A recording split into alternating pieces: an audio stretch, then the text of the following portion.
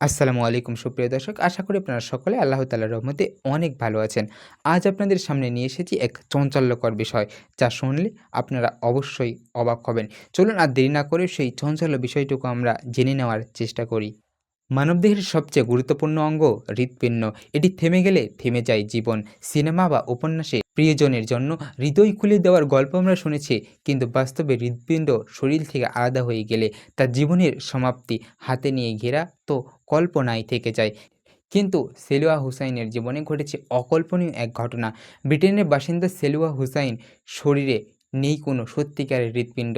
তার হৃদয় থাকে একটি ব্যাগের ভিতরে। হ্যাঁ, শুনতে অবিশ্বাস্য হলেও এটাই সত্যি। ২০১৭ সালে হৃদরোগে আক্রান্ত হয়ে ব্রিটেনের চিকিৎসকরা তার বুকে একটি কৃত্রিম হৃৎপিণ্ড স্থাপন করেন।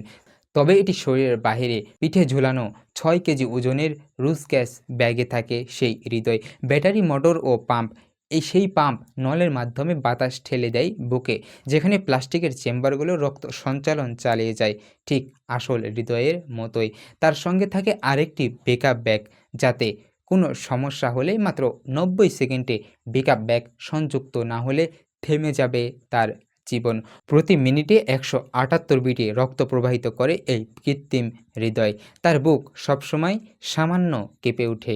ব্যাগের মোটর থেকে ভেসে ওঠে গুঞ্জন ধ্বনি। দুটি প্লাস্টিকের নল তার পেটে হয়ে বুক পর্যন্ত বেলুনের বাতাস ভরে, আর সেই বেলুন ঠিক হৃদয়ের চেম্বারের মতো রক্ত পাঠায়। শরীরের প্রতিটি অঙ্গ প্রত্যঙ্গ যুক্তরাষ্ট্রে সেলওয়ার মতো শতাধিক মানুষ অপেক্ষা করছেন হৃদয় প্রতিস্থাপনের জন্য, কিন্তু সবাই সময় মতো ডোনার পান না।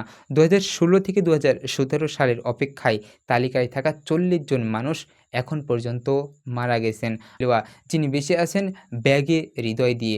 বিজ্ঞান, প্রযুক্তি আর সাহসের এক অসাধারণ উদাহরণ হয়ে রয়েছেন তিনি।